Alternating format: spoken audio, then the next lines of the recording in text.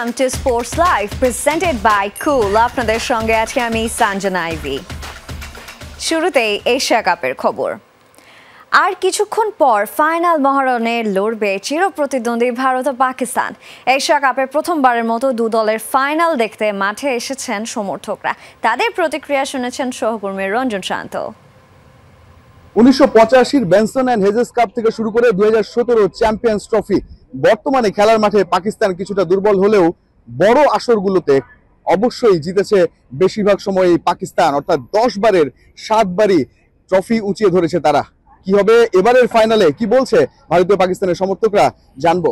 It will be a great rivalry for you or it will be a one-sided match? No, it will be rivalry, of course, because we came here all the way from India to support. So we are looking forward that India to win. Final में अगर देखा जाए तो Pakistan 8 match जीता हुआ है और India 4 जीता हुआ है। फाइनल में पाकिस्तान का पलड़ा हमेशा इंडिया पे भारी रहा है, हमेशा से ही। सूर्या बोलेगा भाई, अपना भाई है सूर्या। अभी अभिषेक बोलेगा, अभिषेक शर्मा ये on a contract we will not be angry at each other. Whoever wins we just have to celebrate and enjoy. यही उम्मीद है कि पाकिस्तान आज टफ करेगा, specially Fakhar जुमान and same Ayub से हमारी बहुत उम्मीद है। और बॉलर जो है ना शाहीन अफरीदी आज इंशाल्लाह अभिषेक शर्मा को पहले ओवर में इसको आउट करेगा इंशाल्लाह, उम्मीद है। One shot wonder, but as a team, as a history, if you see in the recent times, Pakistan doesn't stand a chance to win. Tell us something about today's match. It will be a fighting match for you. Yeah, excited about this match. We are here from Germany supporting India, so we look forward to how we go on and play this match. Opposite side कौन है? पाकिस्तान है। हमको कोई मुश्किल नहीं है, आराम से जीतेगा बस। आज जबरदस्त खेलेंगे ये सारे, आज हम वो खेलेंगे दुनिया याद करेगी। লড়াইটা হবে দুবাই ইন্টারন্যাশনাল ক্রিকেট স্টেডিয়ামে। তবে সেই ব্যাটে বলের লড়াই শুরুর আগে মাঠের বাইরে ভারত এবং পাকিস্তানি সমর্থকদের কথার লড়াইও জমে উঠেছে। তবে দিন শেষে স্নায়ুচাপ ধরে রেখে যারা খেলতে পারবে নিজেদের সেরাটা, তারাই চ্যাম্পিয়নের ট্রফিটা উঁচিয়ে ধরবে। Ranjan Shanto, Jamuna sports, Dubai international cricket stadium, সংযুক্ত আরব আমিরাত। এদিকে দুবাইতে এশিয়া কাপের ফাইনাল কভার করতে আছেন আমাদের সহকর্মী রঞ্জন শান্ত। সরাসরি চলে যাচ্ছি তার কাছে। রঞ্জন, প্রথমবারের মতো এশিয়া কাপে লড়বে ভারত পাকিস্তান, দর্শকদের উপস্থিতি কেমন দেখছেন? আর আরও একটা একপেশে লড়াই হবে ভারতের, নাকি ভাগ্য বদলাতে পারে সালমান আলী আঘার দলের? সঞ্জনা, পাকিস্তান বরাবরই আনপ্রেডিক্টেবল, তাই বলা মুশকিল। তবে এই মেগা ফাইনালে আরো একটা ব্লকবাস্টার অপেক্ষায় সবাই দেখার এই সানডেতে, এবং দর্শকরা সেই আশা নিয়ে মাঠে এসেছেন। বলে রাখি, গত যে দুটো ভারত পাকিস্তান ম্যাচ আমরা এই দুবাই ইন্টারন্যাশনাল ক্রিকেট স্টেডিয়ামে কভার করেছি, সেই ম্যাচ দুটোতে দর্শক কিন্তু 100% ফুলফিল হয়নি গ্যালারিতে। বলা যায় 70%, 75% শেষ ম্যাচটা এরকম ছিল। তো সেই জায়গা থেকে আজকের ম্যাচে এখন পর্যন্ত অন্তত 10 জন এসে, যখন লাইভে দাঁড়িয়েছি তার আগেও টিকেটের খোঁজ করছে, টিকিট হবে নাকি একটা। মানে টিকিটটা আগেই সোল্ড আউট হয়ে গেছে, তবুও অন্তত কয়েক হাজার দর্শক পাওয়া যাবে মাঠের বাইরে যারা টিকিট ছাড়াই এসছেন একটা টিকিটের প্রত্যাশা, এবং সেখানে অনেক স্বাভাবিক হাই প্রাইসে টিকিট পাচ্ছেন। 300 দিরহামের টিকিট 700 দিরহাম তাদের কাছে চাওয়া হচ্ছে, যাও দুই একটা ব্ল্যাকে আছে। তবে খেলা দেখতে যারা এসেছেন, মাঠে প্রবেশ করেছেন, সবাই এক্সাইটেড, একটা ভালো ম্যাচ উপহার দিক দুই দল, সেই প্রত্যাশা নিয়ে এসছে। খুব বেশি একপেশে ম্যাচ কেউই চাইছে না। তবে ভারতের শক্তিমত্তা যা রিসেন্ট পাস্টে যে পারফরমেন্স, সেটা যদি একই রকম থাকে এবং পাকিস্তান যেভাবে এই টুর্নামেন্টে খেলেছে তারা যদি একই রকম পারফর্ম করে, কিছুটা তো তাহলে একপেশে হয়ে যেতেই পারে। তবে ফাইনালে যে পরিসংখ্যান বারবারই বলছি, ভারত পাকিস্তান যতবারই ক্রিকেটের ইভেন্ট গুলোতে, সেই 1985 থেকে শুরু করে 2007-এর টি20 শুরুর ওয়ার্ল্ড কাপ যেটা, তারপর 2017 চ্যাম্পিয়ন্স ট্রফি, এর মধ্যে 10 বার মুখোমুখি হয়েছে এবং 7 বারই কিন্তু পাকিস্তান আলটিমেটলি ফাইনালে জয়লাভ করেছে। যদিও সাম্প্রতিক সময়ের ফর্মটা তাদের ভালো নয়, তবুও আনপ্রেডিক্টেবল টিম, অন্যরকম কিছু একটা হয়ে গেলে, একটা সারপ্রাইজ কিছু হলে অবাক হওয়ার কিছু থাকবে না। আর পেছনে দর্শক দেখতে পাচ্ছেন, খেলা তো টস হয়ে গেছে অলরেডি, আপনি নিশ্চয়ই টসের আপডেটটা পেয়ে যাবেন, এবং আধ ঘন্টাও বাকি নেই খেলার, তবুও কয়েক হাজার দর্শক এখন আমি যতদূর চোখ যায় তারা রাস্তার পাশ দিয়ে হেঁটে আসছে এবং মাঠে ঢোকার চেষ্টা করছে। সঞ্জনা, রঞ্জন, টস জিতে কিন্তু অলরেডি বোলিং এর সিদ্ধান্ত নিয়েছে ইন্ডিয়া। আগে বোলিং করবে, নিশ্চয়ই তাদের অনেক কিছু প্ল্যানিং রয়েছে। তবে আমি জানাতে চাই যে ফাইনাল ফটো সেশনেও কিন্তু মুখ দেখা দেখি বন্ধ ছিল আসলে পাকিস্তান এবং ভারতের। মাঠে কেমন উত্তাপ আশা করছেন? মাঠের উত্তাপ তো আজকে আরো বেশি আকাশ ছোঁয়া থাকবে, কারণ আলটিমেটলি শেষ ভালো যার সব ভালো তার, এবং শেষ বাজিটা যারা মারতে পারবে। এতদিন যাই হয়েছে না কেন, পাকিস্তান 2 বার হারুক 4 বার হারুক, পাকিস্তান যদি জিতে ট্রফিটা হাতে নিতে পারে তাহলে হয়তো সব প্রশ্নের জবাব তাদের দিক থেকে হবে। ভারত যদি জিততে পারে তারাও আবার সেই যে ইগোল লড়াইয়ে আরো একবার জিতে যাবে। এবং দর্শকরা যেটা বলতে চান হাত না মেলানো কিংবা অন্যরকম সেলিব্রেশন, রাজনৈতিক উত্তাপ সবকিছু নিয়ে দর্শকরা বলতে চান এর আগে পরে যেভাবে ভারত যেভাবে রিপ্লাই দিচ্ছে, হাত যদি না মিলিয়ে থাকে এর আগে, এবারও মেলাবে না, বা একই রকম অ্যাপ্রোচ তাদের থাকবে, একই রকম মাইন্ডসেট টুয়ার্ডস পাকিস্তান তাদের থাকবে। খুব বেশি তাদের ওই যে জায়গাটায় তারা পরিবর্তন আনবে না এটা ফাইনাল ম্যাচ বা অন্য কিছু বিবেচনায়। তো সব মিলিয়ে সেটাই বলা যায় যে এখানে উইকেটটা কেমন হচ্ছে এটা একটা ব্যাপার। আপনি বললেন টস জিতে বোলিং, এটা অবশ্যই অ্যাডভান্টেজ ভারতের জন্য। স্বাভাবিকভাবে উইকেটটা তারা বেশি জানে, সারাক্ষণ দুবাই খেলে তারা, এবং টুর্নামেন্ট জুড়ে তাদের যে অ্যাসেসমেন্ট, তাদের যে কোচিং স্টাফ থেকে শুরু করে এটাও ম্যাটার করে উইকেটটা বোঝায়, এবং সেটা বুঝে তারা যে সেফ সাইডে টস জিতে বোলিং নিয়েছে এটা তাদেরকে এগিয়ে দেবে, কারণ বেশিরভাগ ম্যাচ তারা চেজ করে জিতেছে এই মাঠে। তো সেখানে কেন নয়, যদি 130-এ অল আউট হয়ে যায় পাকিস্তান সেই অনুযায়ী তারা রিপ্লে যাবে। যদি শ্রীলঙ্কা বা ভারতের ম্যাচটা যেমন অনেক রানের ম্যাচ হয়েছিল, এরকম যদি পাকিস্তান আগে ব্যাট করে 180-200 এর কাছাকাছি ভালো পিচ যদি হয় সেরকম কিছু করে, তাহলে ভারত সেভাবে রিপ্লাই দেবে। তবে এখানে পাওয়ার প্লেটা অনেক বেশি ইম্পর্টেন্ট, পাকিস্তান কিভাবে শুরু করছে সেইটা অনেক গুরুত্বপূর্ণ, যে রান কত হচ্ছে। রান যদি 170-180 হয় পিচের উপর নির্ভর করবে যদিও, তবে 170-180 হলে ফাইনালের মঞ্চে বা 160 আপ করতে পারলে it will be a fighting match. Exactly Ranjan, অনেক ধন্যবাদ আমাদের সঙ্গে যুক্ত হওয়ার জন্য। আশা করছি জমজমাট এক এশিয়া কাপের ফাইনাল উপভোগ করবে দর্শকরা। এদিকে যখন ফাইনাল ম্যাচ হচ্ছে আপনাদের জানিয়ে দিতে চাই বাংলাদেশ দল দুবাইতে কি করছে, এবং ইতিমধ্যেই আফগানিস্তানের বিপক্ষে টি-20 সিরিজের জন্য 16 সদস্যের স্কোয়াড ঘোষণা করেছে বিসিবি। ইনজুরির কারণে খেলা হচ্ছে না নিয়মিত অধিনায়ক লিটন কুমার দাসের দলে ফিরেছেন সৌম্য সরকার। তবে এখনও দুবাইয়ের ভিসা পাননি এই ব্যাটার। জানা গেছে 30 তারিখ ভিসা পেতে পারেন সৌম্য, সেক্ষেত্রে ম্যাচের আগের দিন দলের সঙ্গে যোগ দিতে পারেন এই ব্যাটার। এশিয়া কাপে সুপার 4-এ ভারত ম্যাচের আগে পাঁজরের চোটে পড়েন লিটন, যে কারণে শেষ 2 ম্যাচ খেলা হয়নি তার। পুরোপুরি সুস্থ না হওয়ায় আফগানিস্তানের বিপক্ষে টি-20 সিরিজ মিস করতে যাচ্ছেন তিনি। লিটনের অনুপস্থিতিতে প্রথমবারের মতো বাংলাদেশ দলকে নেতৃত্ব দেন জাকের আলী। এবারও 3 ম্যাচের এই সিরিজের জন্য টাইগারদের নেতৃত্বের ভার থাকছে তার কাঁধেই।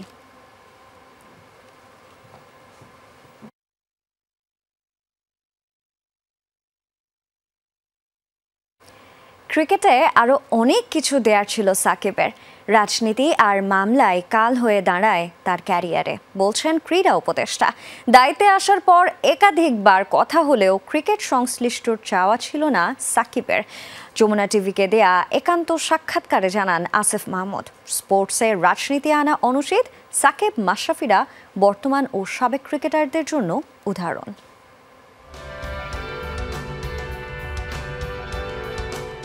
একটা নাম যার হাত ধরে বিশ্ব ক্রিকেটে বাংলাদেশের বড় পরিচিতি, একটা নাম যার কাঁধে চড়ে লাল সবুজ পতাকা উড়েছে বিশ্বের নানা প্রান্তে।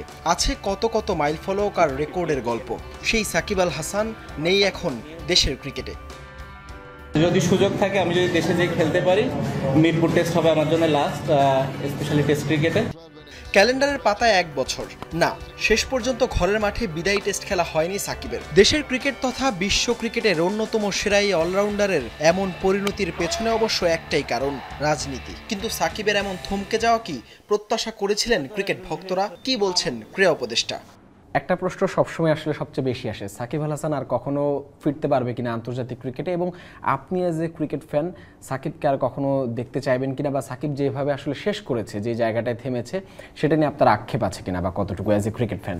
সাকিব ভাই তো বাংলাদেশকে আরও অ্যাজ এ ক্রিকেটার অনেক কিছু দিতে পারতেন, কিন্তু উনি রাজনীতিতে জড়িত হওয়ার কারণে এবং আরও অন্যান্য অনেক কিছু ইনভলভ হয়ে যাওয়ার কারণে, অনেক কিছু বলতে আপনারা জানেন যে শেয়ার মার্কেটের ইস্যু আছে, আরও অনেক মামলা আছে, ইনভলভ হয়ে যাওয়ার কারণে আসলে উনি সেটা দিতে পারেন নাই। ক্রীড়ার মধ্যে পলিটিক্সটা ঢোকা উচিত না।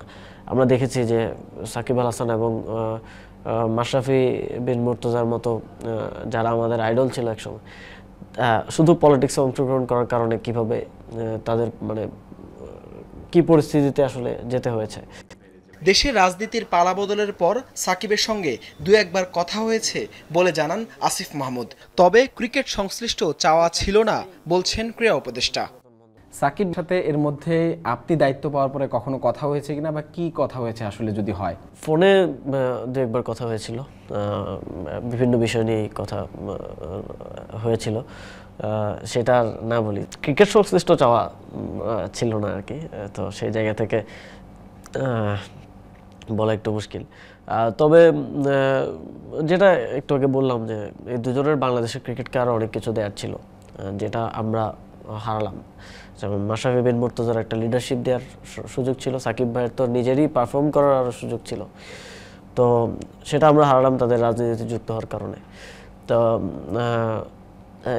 এটাই আমার মনে হয় যে আমাদের ভবিষ্যৎ প্লেয়ারদের জন্য এবং বর্তমানেও যারা আছেন সবার জন্য একটা মানে এক্সাম্পল হয়ে থাকবে। বর্তমান সময়ে বাংলাদেশ ক্রিকেটের ব্যর্থতায় বারবার যেন উঠে আসে সাকিবের নাম। সব গল্পের শেষটা যেমন সুন্দর হয় না, তেমনি হয়তো হয়নি সাকিবেরও। ফিরতে চেয়েছিলেন ঠিকই, তবে পারেননি। ১.৫ যুগেরও বেশি সময় জলজল করা ক্রিকেট ক্যারিয়ারটা যে এখন রাজনীতির ছায়াতলে। হাসান আল মারুফ, যমুনা স্পোর্টস, ঢাকা। রোববার সকাল 9টা থেকে বিকেল 5টা পর্যন্ত ছিল মনোনয়ন জমাদানের সময়। শনিবার 60টি মনোনয়নপত্র বিতরণ হলেও জমা পড়েছে 51টি। ক্যাটাগরি এ থেকে 18টি, বি থেকে 30টি ও সি থেকে 3টি। ক্যাটাগরি এ সিলেট, বরিশাল আর খুলনায় বিনা প্রতিদ্বন্দ্বিতায় নির্বাচিত হওয়ার সম্ভাবনা। পরিচালক পদে বিসিবি নির্বাচনের জন্য শনিবার মনোনয়ন ফর্ম তুলেছিলেন নাজমুল আবেদিন ফাহিম। রোববার 7 সকালে ফর্ম জমা দিতে হাজির হয়েছেন ঢাকা জেলার এই কাউন্সিলর। সেই সঙ্গে ঢাকা বিভাগের কাউন্সিলর আমিনুল ইসলাম বুলবুলের পক্ষেও তার মনোনয়ন ফর্ম জমা দিয়েছেন এই বোর্ড পরিচালক। রোববার সকাল 9টা থেকে বিকেল 5টা পর্যন্ত ছিল মনোনয়ন জমাদানের সময়। ক্যাটাগরি এ থেকে 18টি মনোনয়নপত্র জমা পড়েছে। ঢাকা বিভাগ থেকে আসবেন 2 জন পরিচালক, ফর্ম জমা দিয়েছেন 3 জন। চট্টগ্রাম বিভাগে 2 জনের বিপরীতে ফর্ম জমা দিয়েছেন 4 জন। রাজশাহীতে 1 পরিচালক পদে ফর্ম জমা দিয়েছেন 4 জন, রংপুরে 3 জন। সিলেট ও বরিশালে জমা দিয়েছেন 1 জন। খুলনা থেকে 2 পরিচালক ফর্মও জমা দিয়েছেন 2 জন, অর্থাৎ সিলেট, বরিশাল আর খুলনায় বিনা প্রতিদ্বন্দ্বিতায় নির্বাচিত হওয়ার সম্ভাবনা। না, আমাদের যেটা করতে হবে যে গ্রাম থেকে যে ন্যাচারাল ট্যালেন্টগুলারে তুলে আনা।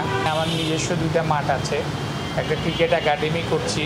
আগ্রহী পুরানো ক্রিকেট সংশ্লিষ্ট লোকজন রয়েছে, তাদেরকে যদি আমরা নিয়ে এসে তাদের ইন্টারেস্টটাকে আমরা সুযোগ দেই কাজ করার, সেটা হয়তো আমাদেরকে আরও উপরের দিকে নিতে সাহায্য করবে।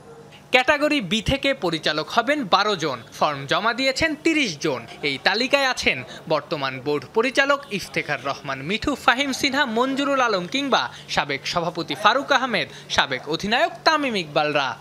সমঝোতার চেষ্টা বিভিন্ন থেকে হয়তো চেষ্টা করা হচ্ছে, but still I don't know about it, that কী ধরনের মানে সমঝোতা হচ্ছে। এমন কোনো বাধা ধরা নিয়ম নয় যে কোনো রাজনৈতিক পরিবারের সন্তান সংগঠক বা খেলোয়াড় হতে পারবে না, এরকম কোনো বাধা ধরা নিয়ম নেই। তবে আমরা চাই যে যারা প্রকৃত সংগঠক তারাই আসুক।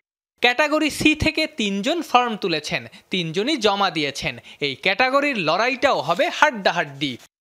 গত টার্মে আমি ইলেকশন করেছিলাম, 2 ভোট পেয়েছিলাম। এটা আপনারা সবাই জানেন কেন পেয়েছিলাম এবং কী জন্য পেয়েছিলাম, সবই জানেন। বাট আমি মনে করি এখন এনভায়রনমেন্ট অনেক ভালো আছে। দেশের পেপার কেনার সুযোগ ছিল না, জমা দেওয়া তো দূরের কথা। আলহামদুলিল্লাহ আমরা নমিনেশন পেপার কিনতে পেরেছি ভালো পরিবেশে এবং জমাও দিতে পেরেছি ভালো পরিবেশে। আমরা প্রত্যাশা করব এই পরিবেশটা যাতে নির্বাচন পর্যন্ত বজায় থাকে। সোমবার মনোনয়নপত্র যাচাই বাছাই, মঙ্গলবার আপিল গ্রহণ, বুধবার প্রার্থিতা প্রত্যাহার। সেদিন দুপুর 2টায় চূড়ান্ত প্রার্থী তালিকা প্রকাশ করবে নির্বাচন কমিশন। আফনান পিয়াল, যমুনা স্পোর্টস, ঢাকা। এবারে এনসিএল এর খবর। ঢাকা মেট্রোকে 22 রানে হারিয়েছে খুলনা। এনামুল বিজয় ও আফিফের ব্যাটে ভর করে 171 রানের সংগ্রহ পায় তারা। রান তাড়ায় নেমে 149 রানে গুটিয়ে যায় ঢাকা মেট্রো। দিনের অপর ম্যাচে স্বাগতিক সিলেটকে 9 উইকেটে হারিয়ে বড় জয় পেয়েছে ঢাকা। 135 রানের লক্ষ্যে নেমে আশিকুর শিবলি ও রাফসান রহমানের দুর্দান্ত ব্যাটিংয়ে 18 বল আগেই জয় তুলে নেয় ঢাকা। সিলেট একাডেমি মাঠে ঢাকা মেট্রোর সামনে লক্ষ্যটা ছিল 172 রানের। ব্যাট করতে নেমে দলীয় 11 রানে প্রথম উইকেট হারায় তারা। দ্বিতীয় উইকেটে 28 রান করে ফেরেন আনিসুল ইসলাম। পরের বলেই রান আউটে কাটা পড়েন 33 রান করা অধিনায়ক নাইম শেখ। 17 রানে সাজঘরের পথ দেখেন সাদমান ইসলাম। নিয়মিত বিরতিতে উইকেট পড়লে শামসুর রহমান শুভর 22 রানে 149 রানে গুটিয়ে যায় ঢাকা। এর আগে টস হেরে ব্যাট করতে নেমে 71 রানের উদ্বোধনী জুটিতে ভালো শুরু পায় খুলনা। তবে পার্টনারশিপ ভাঙে ইমরানুজ্জামান 36 ও সৌম্য সরকার 45 রানে ফিরলে 26 বলে 49 রানের দারুণ ইনিংস খেলেন এনামুল বিজয়। শেষ দিকে আফিফ হোসেন ধ্রুবর অপরাজিত 33 রানে 5 উইকেট হারিয়ে 171 রানের সংগ্রহ পায় খুলনা। দিনের অপর ম্যাচে টস জিতেই ব্যাটিংয়ের সিদ্ধান্ত নেয় স্বাগতিক সিলেট, কিন্তু দলীয় 15 রানে 3 উইকেট হারিয়ে বিপাকে পড়ে তারা। 52 রান করে সাময়িক ধাক্কা সামাল দিয়ে ফেরেন অমিত হাসান। ক্যাচ আউটের ফাঁদে আউট হন 15 রান করা রেজাউর রাজা। নির্ধারিত ওভার শেষে আর কেউ বলার মতো স্কোর না করতে পারলে আসাদুল্লাহ গালিবের 52 রানে 7 উইকেট হারিয়ে 134 রানে ইনিংস শেষ করে সিলেট। রান তাড়ায় নেমে 93 রানের জুটি গড়েন দুই ওপেনার আশিকুর রহমান শিবলি ও রায়ান রাফসান। 39 বলে 60 রান করে শিবলি ফিরলে ভাঙে পার্টনারশিপ। এর পরের গল্পটা লেখেন রাফসান ও আরিফুল ইসলাম। এই দুই অপরাজিত ব্যাটারের 75 রানের পার্টনারশিপে 3 ওভার আগেই জয় তুলে নেয় ঢাকা। 46 রানে রাফসান ও আরিফুল অপরাজিত থাকেন 26 রানে। Sanjana Ivy, Jamuna sports. AFC Asian cup কোয়ালিফায়ার্সে হংকংয়ের বিপক্ষে 2 ম্যাচের জন্য 28 সদস্যের প্রাথমিক দল ঘোষণা করেছে বাফুফে।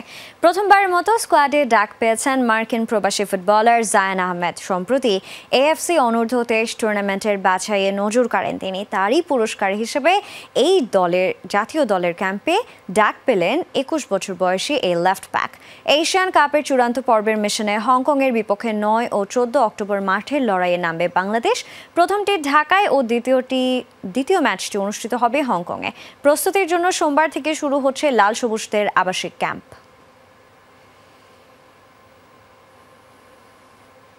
মাত্র আধা ঘন্টায় শেষ 9 অক্টোবর বাংলাদেশ হংকং ম্যাচের টিকিট। এমনকি সুদূর জার্মানি থেকেও মানুষ কিনেছে টিকিট। অনলাইনে অপেক্ষায় ছিলেন আরও লাখ খানেক দর্শক। এদিকে সেই ম্যাচকে সামনে রেখে সোমবার সন্ধ্যায় শুরু হচ্ছে জাতীয় ফুটবল দলের ক্যাম্প। দেশের মাটিতে আরও একটা big match. 9 October Bangladesh Hong Kong ম্যাচের টিকিট অনলাইনে ছাড়ে দুপুর 2টায়। বাফুফের দাবি আধা ঘন্টার মধ্যে সব টিকিট বিক্রি হয়ে গেছে। আমাদের সময় লেগেছে 24 মিনিট। আমরা যেটা দেখেছি আমাদের সিস্টেম প্ল্যাটফর্ম ড্যাশবোর্ডে, ওটার পরে মেবি আর 5-6 মিনিট কোনো কারো পেমেন্ট ফেলিয়ার ছিল, ওটা করতে আরও মেবি 5-6 মিনিট লেগেছে। আরও আধা ঘন্টার ভিতরে আমাদের পুরো গ্যালারি এবং club house 2 ticket sold out. তবে অনলাইনে সাধারণ গ্যালারির টিকিট বিক্রি শুরু হবার 40 মিনিট পর্যন্ত কেনা গেছে। বাফুফে বলছে টিকিট শেষ হয়ে গেলেও লাখখানেক মানুষ টিকিট কেনার জন্য অনলাইনে অপেক্ষা করেছে। যদি কাউকে দেখানোর স্কোপ থাকতো, আপনাদের কাউকে দেখানোর স্কোপ থাকলে আপনারা দেখতে পারতেন। এটা আসলেই একটা খুব সুন্দর, আমারই খুব ভালো লাগছে। এত দ্রুত মানুষ এত নক করতেছে, এখনো ওয়েটিংয়ে 1 লাখের উপরে টিকিট আসলো। বাংলাদেশের ফুটবল ক্রেজ কতটা তীব্র সেটাই এতে বোঝা যায়। এমনকি এই ম্যাচের টিকিট কেনা হয়েছে জার্মানি থেকে। এবার আমরা খালি জার্মানি দেখেছি, জার্মানি থেকে প্রচুর টিকিট কেনা হয়েছে। লুকাচুরি কিছু নাই। আমরা আমাদের মনে হয় মার্কেটিং ওনাদের ডিপার্টমেন্ট থেকে একটা স্টেটমেন্ট দিবে আপনাদেরকে কোন অঞ্চল থেকে টিকিট কেনা হয়েছে, হিট ম্যাপটাও দিয়ে দিবে যেন আপনারা বাস্তবে দেখতে পারেন টিকিটটা কোথায় গেছে। এখন অপেক্ষা এশিয়ান কাপ বাছাইয়ে গুরুত্বপূর্ণ ম্যাচে বাংলাদেশ কি করে সেটা দেখার। সোমবার সন্ধ্যায় ঢাকার একটি 5 তারকা হোটেলে ক্যাম্পে রিপোর্টিং করবেন ফুটবলাররা। মেহেদি নাইম, যমুনা স্পোর্টস, ঢাকা। অনূর্ধ্ব 17 সাফ চ্যাম্পিয়নশিপের মিশন শেষে শ্রীলঙ্কা থেকে ঢাকায় ফিরেছে বাংলাদেশ দল। রোববার বেলা 11:30টায় হজরত শাহজালাল আন্তর্জাতিক বিমানবন্দরে অবতরণ করে লাল সবুজদের বহনকারী ফ্লাইটটি। বাফুফের পক্ষ থেকে ফুলেল শুভেচ্ছায় অভ্যর্থনা জানানো হয় পুরো দলকে। শনিবারের রোমাঞ্চকর ফাইনালে ভারতের কাছে হেরে রানার্স আপ হয় বাংলাদেশের কিশোররা। 2 দফায় পিছিয়ে পড়েও দারুণভাবে ম্যাচে ফিরে লাল সবুজের দল। নির্ধারিত সময়ের খেলা 2-2 গোলে ড্র থাকার পর টাই ব্রেকারে 4-1 গোলে হেরে শিরোপা হাতছাড়া করে ছোটন শিশুরা। বিসিসিআই এর নতুন সভাপতি নির্বাচিত হয়েছেন মিথুন মানহাস। ভারতীয় বোর্ডের 94তম বার্ষিক সাধারণ সভায় বিনা প্রতিদ্বন্দ্বিতায় সভাপতি নির্বাচিত হয়েছেন তিনি। কখনোই আন্তর্জাতিক ম্যাচ না খেলা ৪৫ বছর বয়সী মিথুন রঞ্জি ট্রফিতে ছিলেন দিল্লির অধিনায়ক। ২০১৭ সালে অবসর নিয়ে নাম লেখান কোচিংয়ে। এরপর বাংলাদেশ অনূর্ধ্ব-19 দল, আইপিএলে পাঞ্জাব, বেঙ্গালুরু ও গুজরাটের ব্যাটিং কনসালট্যান্ট হিসেবে কাজ করেছেন। গেল শনিবার নিশ্চিত হয়ে যায় বিসিসিআই এর সভাপতির চেয়ারে বসতে যাচ্ছেন জম্মুতে জন্ম নেয়া সাবেক এই ক্রিকেটার। আইসিসি চেয়ারম্যান জয় শাহের উপস্থিতিতে বিসিসিআই এর সেই বৈঠকে একমাত্র তার নামে প্রস্তাব করা হয়। গেল অগস্টে রজার বিনি পদত্যাগ করায় সভাপতির দায়িত্ব সামলে আসছিলেন সহসভাপতি রাজীব শুক্লা। নতুন কমিটিতেও সহসভাপতি পদে থাকছেন তিনি।